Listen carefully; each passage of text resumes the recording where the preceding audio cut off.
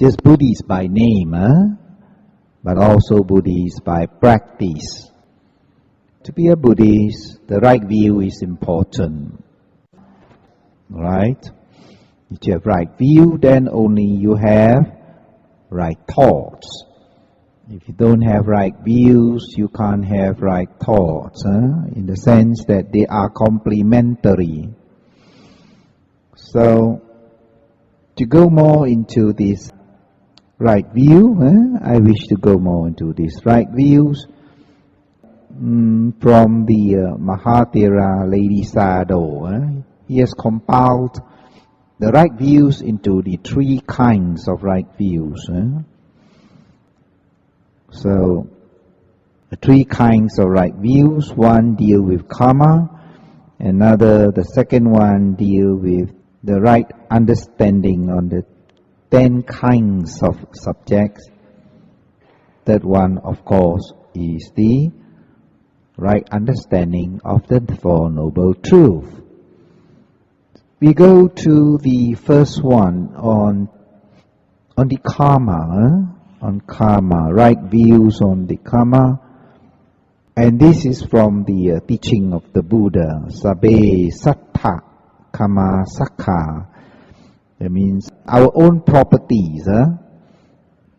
Karma is our own properties. Karma belongs to us, in a sense that brought forward from the past life. So, if one do not have right view on these properties of the karma, then the mind would be filled with jealousy. If they see people who are born in riches, having famous parents, and well-known parents, then they would have a lot of jealousy and perhaps hatred, ill will against those who are born in such laps of luxury. But those who have these right views on karma as our own property, then we would sort of accept it in a sense that surely he must have done something good to have this condition. So the mind then would be free from ill will and jealousy and hatred. So that becomes the right view. To have right views, one would have right thoughts. Then one would have thoughts of harmlessness. One would not harm the other person, thinking that he deserves it. He must have done something good in his past, so he deserves to get what he deserves. And one probably would have the mind that is free from the harming. One would not harm the other person who is rich, such as thinking, I will kidnap him, so I could get some part of the wealth if I kidnap him. So that will be harming him. Sometimes people think, I will kill him because he does not deserve such a good life. Now, having right view, one would then have right thoughts that he deserves it. Just as one would feel a lot of anger if one see one person being would have encountered great suffering, and one would think that, oh, God is unfair. God created these people to suffer so much, thinking that God does all these things. So it's greatly unfair. And it is not so. If one believes in karma, that he deserves, in a sense that it is just a cause and effect, a resultant of what he has done in the past. Now, in that way, one would not feel with remorse or hatred or anger or frustration. When one sees those in great suffering, one would develop compassion with right thinking that it is those without right thoughts, without right views, having done evil So these are the resultants of what they have done. Now through right views, one have right thinking, one become compassionate. Otherwise he would think, oh right, he deserves it, he should suffer, things like that. So either way, if you view yourself or you view others with the right view, that even if you suffer yourself, you view it that, okay, I have done something, so I just pay for it. So this is the properties that, why am I not born rich, why am I born famous, in a famous family, and so forth. So if one were to think, this is my properties, I get what I deserve. Now one becomes more contented and not having a lot of ill will and anger and frustration, even at oneself, or remorse, or with another person. Now I heard of my friend who was quarreling with his father, and he says that you give birth to me, but you do not really take care of me. You do not give me what I want. You don't give me a car. Other parents give their children car. You don't give me higher education. Other people give their children higher education, and you keep scolding me. Other parents don't scold them, and so they were very, very angry with their father because they think that the father do not give them what they deserve. So he scolded the father, why do you have me if you don't really need me? And the father say, I never asked you to come, then why do you come? So it is a blaming each other. The father don't like the son don't like the father because they do not have right view. Right view means that they deserve each other. Now it is because they deserve each other that they are stuck with each other. In that sense, that they are properties. They are properties. So even so, in our family, with our children, our parents, or even brothers and sisters, they are actually our properties. Right. So if one believes that it is their own properties brought forward, one would not have wrong views of being created by some beings for their pleasure. One do not really think that I've been created by someone. Right? It is our own properties. Now, some are born in poverty, some, they have a hard life, they struggle from day to day to survive.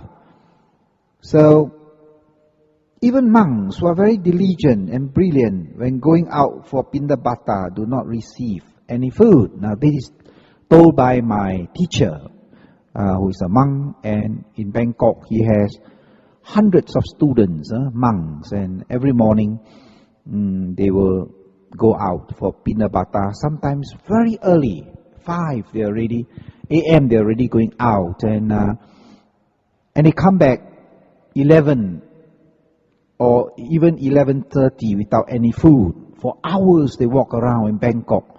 Nobody gives them any food. And my teacher said that some of these monks, they're very brilliant.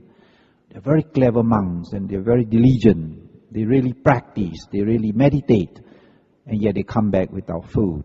So he will call all his monks together, everyone who have food, to put it into a big bin, and they pour all the food. Those who have too much will pour some of the food into the bin.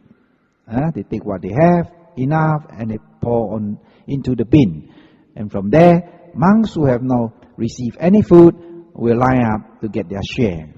And every time he gives the food to them, he would tell them that in the past you have not given, therefore in the present you have not received. It's because you have not given, therefore you have not received. He will remind them the next time when they disrobe and become lay people, or even as monks, when they have enough, they should give. So even my teacher, wearing robes, would give to lay people. It is the opposite. Sometimes I say, Long Po, why do you give me? You are a monk, I'm a lay, I'm supposed to give you. Why do you give me? When he see people who are in difficulties, who have no money, he will just open his drawer and take some money and give them. Then he will say that, even I, as a monk, need to give. Because if I don't, what next life? If I have nothing? You have nothing because I don't give. So even monks, my Long Po says that even monks ought to give. Because this is our own properties that follow us from life to life. The second one is inherited properties, karma dayada. That means own properties, really belonging to us. So in a sense that if it is really belong to us, then it will not be stolen, it will not be burned by fire, swept by water, confiscated by authorities, etc. Now, one would have right views, thinking that we should earn our livelihood rightly, and having earned rightly, we should also learn to donate something. Now, if we keep it all to ourselves, and therefore, next time, we will not have anything, we will not receive anything back. Now, even monks, the Buddha would tell the monks, advise the monks that when they eat their food and when they wash their bath, they should throw it under the tree, and thinking that with these remains, I would do Dhamma, I will give to the ants or other insects that are staying around the trees. So even monks, when they wash their bath, there are still some food left, sometimes a bit of rice left, this and that, and they will even throw into the water and thinking that may the beings who are living in this water receive this gift. And the Buddha advised the monk even to do such thing. He said, just throw away, but with the mental state of giving. So karma yoni, what is their karma? Is the origin of their wandering. So the origin, in other words, when we talk of the first cause, they always think that we are being created. Otherwise, how can we assist? So therefore, we are created, the first cause. But right view means that we are the origin, meaning to say that we are here because of the roots of greed, hatred, and delusion. Because we want to be here. Because of the craving to be here, to be reborn, to appear in this world. So it is this karma as the origin. Now that is the right view, instead of thinking that we are being created. If we think so, then we are subservient to the Creator. Therefore, we do not strive ourselves to get out of suffering. That will become a wrong view, thinking, I am only human, so how could I free myself from suffering? I need someone to free me from suffering. So that is wrong view. The right view means that the origin, why I suffer, the origin is because of the cause. And this cause is the craving, the three forms of craving which I've gone through in my previous talk. So, not created by someone else, then in the Abhidhamma books there are four causes there, as written. Karma produces form. Karma produces form, in a sense that the karma that we perform produces that relinking consciousness, the life to be. The life to be. And the body is of course produced by the parents. The mother and the father produces the form. But the life to be must be there. If there is no this life to be, then there would be no babies. There will be no life. Right? And the second one is chitta. Mind produces form. My action produces form. So that desire that produces the baby, the desire, that is the mind produce. Season, then it is a fertile season. Ahara, food, the mother's womb, there is the mother's food. When it comes out, it is the external food. So these are the four things that maintain life, mind and body. Alright? Mind and body that produces. These are the four causes that produces the form. And of course, it comes with the mind. Karma abandhu means that wholesome or unwholesome actions of beings are their relative and true friends. Now, why is that so? The Buddha say, karma is truly our friends and relatives because they are so close to us, right? From life to life, they follow us. Where else the human, no matter how close we are to our loved ones, we leave them behind, or they leave us behind. If they go first, then they leave us. If we go first, then we leave them. But the true relative, the karma, never leaves us. It follows us from life to life. Therefore, they are considered in the sense as our true relatives or friends. Friends in the sense that if we do wholesome actions, you do not worry.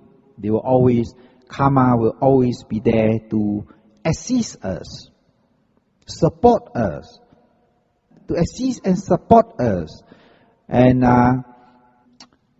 whatever we do in life, in Chinese we say 归尽, there's always this good supporting karma that we would not fall into difficulties. Our karma will come to assist us.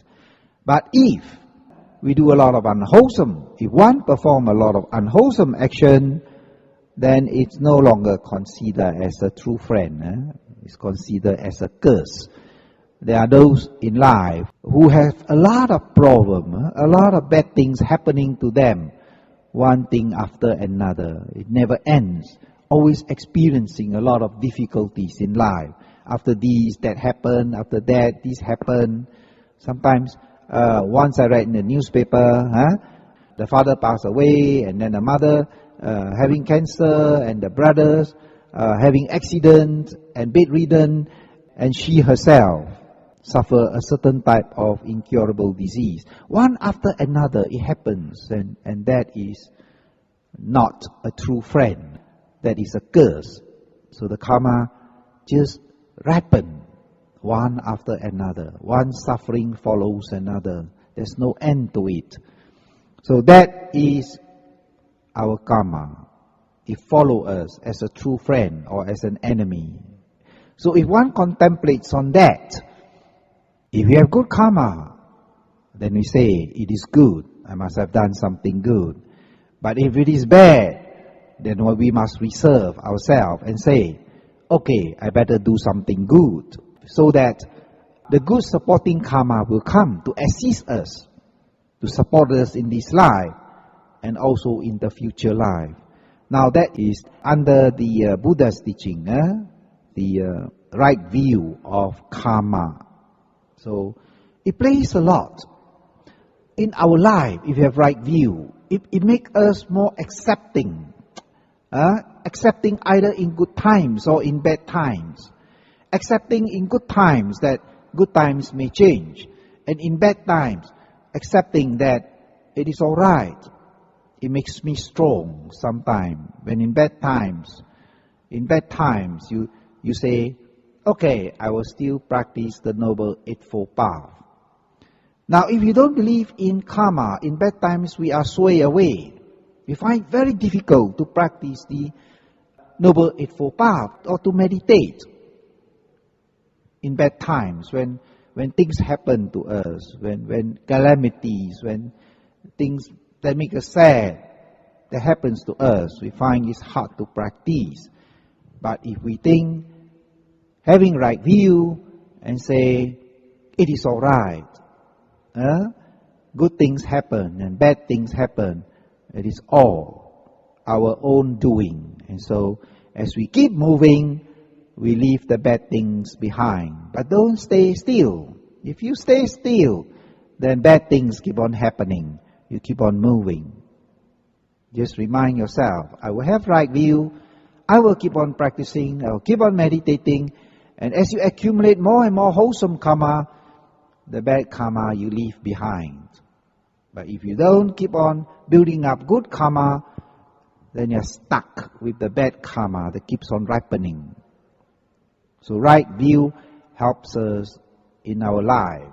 If we have right views, then we become mentally strong and it helps us in our life. Okay? It makes us go through bad times more easily and make us more aware in good times. In good times, then you thank your karma, that it is indeed great blessing that you have right view in the past. So you have done something good and you are reaping the good things now in this life. So you could imagine those people in other countries where they are fighting all the time and they live in fear and they don't have much to eat and they don't even have money to buy an egg. So just imagine that. So, right view. Karma. Karma pati sarana. Only wholesome action done are their true refuge. Wherever they may wander, in many are becoming refuge. Now, of course, there are a lot of people who prays all the time, who pray for this, pray for that, and normally we pray, pray for good fortune, we pray for good health, we pray for longevity of life. We pray that may God bless me, or some even think may Buddha bless me. We pray, but is praying a refuge? No, praying is just praying. It's just a hope. It is just a wishing for something good to happen to yourself. But the real refuge is our karma. Our karma is our protector. Now once you keep your 5 precepts strong, you are protected because they do not mix. Good do not mix with the evil. Evil do not mix with the good. It is just a phenomena like water and oil. They do not mix. No matter how you shake them together, but they separated. The oil will float to the surface and the water will sink below. Now in the same way that if we keep the precepts, those without precept would not like to mix with us. So those not holding precepts would not want to mix with us who are holding precepts. So in that way, wholesome karma becomes our refuge, becomes our protection. Becomes our protection. Refuge means that it is something like a big umbrella. When it rains, you're under the umbrella, you don't get wet.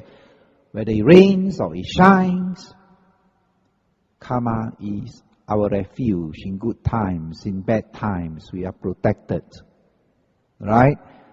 So, having right view of karma is very good as a Buddhist. If a Buddhist do not believe in karma, then he do not have right view. If he call himself, I'm a Buddhist, but he doesn't believe in karma, then he does not have right view. He think he is a Buddhist, but he do not have right view. Okay? So having right view help us in our life, makes our life more easy, and right view lead us to Dhamma, lead us to the end of suffering. Slowly, as we have right views, we put these right views into the practice. We have right practice, and therefore we have the right resultants. We reach to the end of suffering. Even if you call yourself a Buddhist, if you have wrong views, then you have wrong action, and it leads to suffering. So these are the basic views that are segregated or separated into the three forms of right views. In this, by this Lady Sadhu, but actually this karma is spoken by the Buddha himself, right? Karma prevents refuge, means it prevents us from misfortune, even accidents. Sometimes, if let's say the story of these men I read in the papers, 5 of them in the car, and the car was smashed and it was squeezed and into a very tight, like a ball, and so the fireman came and he burned the door and take out the door. One by one, he brings out the people in the car, and 4 of them died and was smashed to bits. But this guy was squeezed into a ball, and he came out. He was unscratched. And he came out and he stand up and he stretched himself, and he was not even a bit hurt or harmed. And the question is, why 5 in the car, 4 are squeezed and smashed into bits, but that this guy just walk out and nothing happens to him? So karma is his refuge.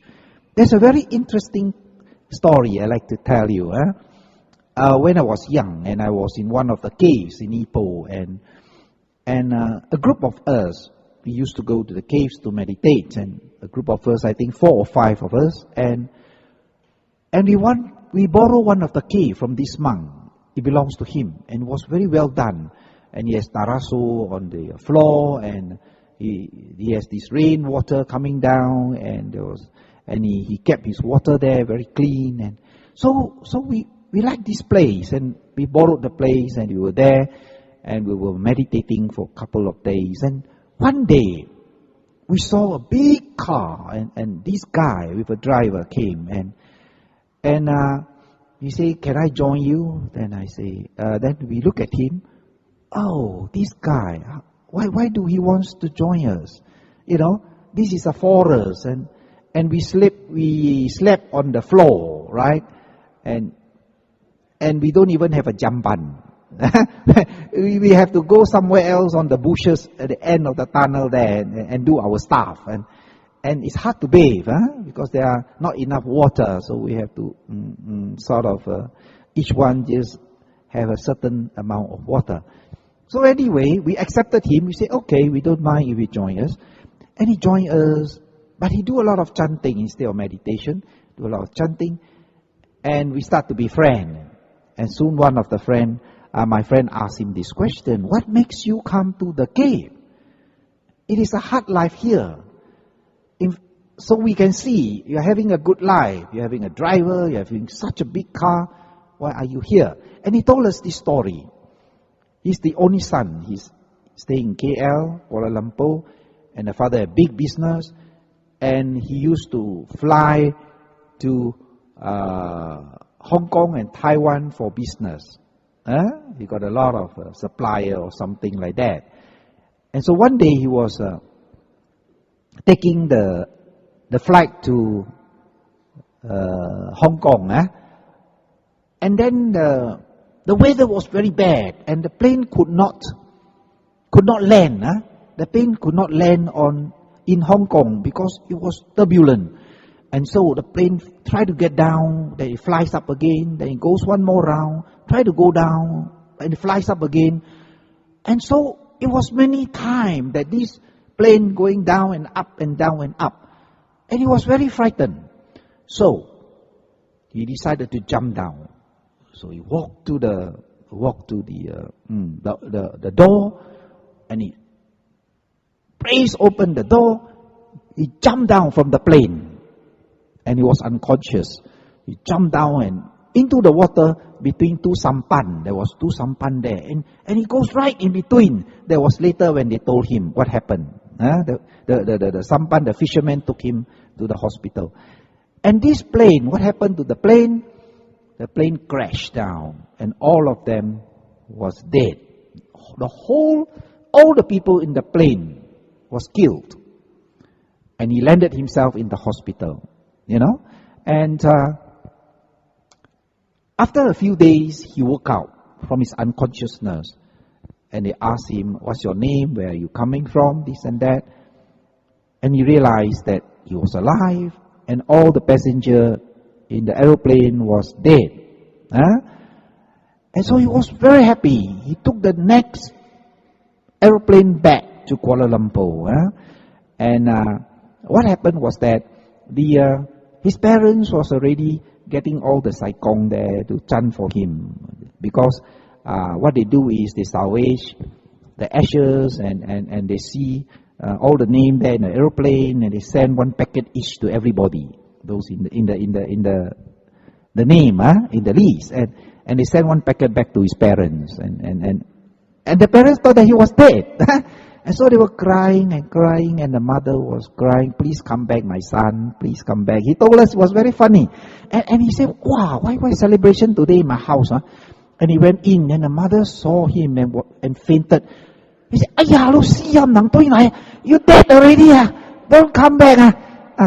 But she was crying, please come back. And then they saw him and said, you dead already, please don't come back.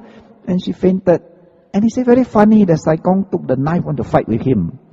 This priest was chanting, took the knife, want to fight with him. And they realized that he didn't die. He didn't die. He jumped down from the plane. Even then, the parents don't believe. They told his wife and say, see whether at night he urinate or not. Ghosts don't urine, So if he don't urine, means something wrong. So the wife said, God, at night God come out and urine. Yeah, God. So he said that was most funny, most funny. And so he says that, he was saved because he chant all the time. He's a Mahayanist, so he always chant Namo Amito. He chant all the time. So he believed that because he do chanting all the time, he was saved. He believed that he was saved by the Buddha. That's what he believed. But of course, he was not saved by the Buddha. He was saved by his own karma, refuge. So that was a funny one. So he told us, and we laugh. And so therefore, he make it a point that he will come to he will go away from the business once a month and do long chanting for a few days. So that was the karma as a refuge. A refuge that even everybody died, but he's still alive. So that is a big surprise. Why everybody died, and he's the only one who survived. So, but of course, unwholesome karma is not a refuge. Unwholesome karma is not a refuge. You can't do unwholesome action and you start praying all the time. No, it is like you do something wrong and you pray, oh God, I'm stealing the money, so please don't let the police catch me. You can't do that. No matter how you pray, one day you'll get caught. So it is not a refuge. If we do something wrong, we cheat people, and we don't want other people to cheat us back, it is not so. It cannot be, because the karma will not be our refuge. Unwholesome karma will not be our refuge.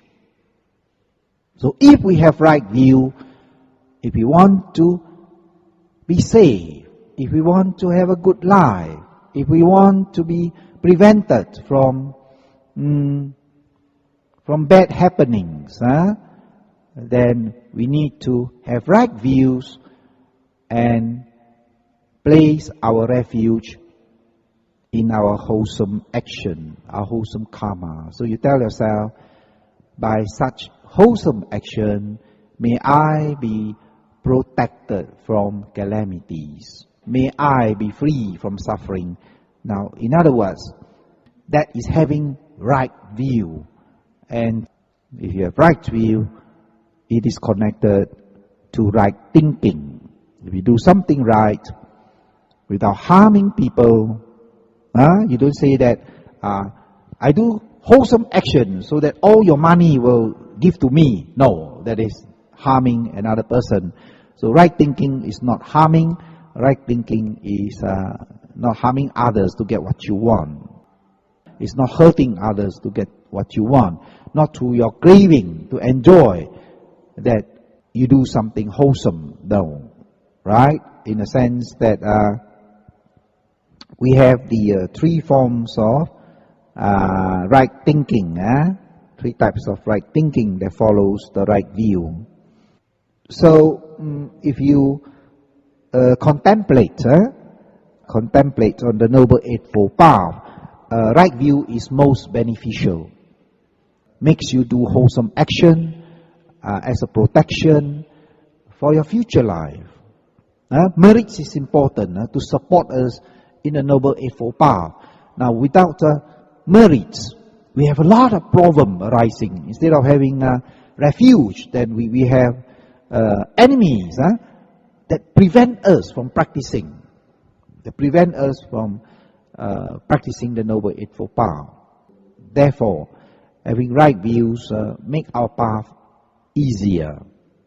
With right view, we have right thinking, and right thinking is cultivation of wholesome mind, leads to samadhi, peacefulness, calmness, and therefore developing wisdom. All right. In fact, there's a lot of suttas. There are a lot of discourse on the right view. Only how you classify them, you put them into certain way of understanding. Classify them in certain ways of understanding. All right. So, right view leads to right action. That's what we are doing now. Right action. Meditation is the right action that we should do for realization. So, I continue again next week on the second part of right view.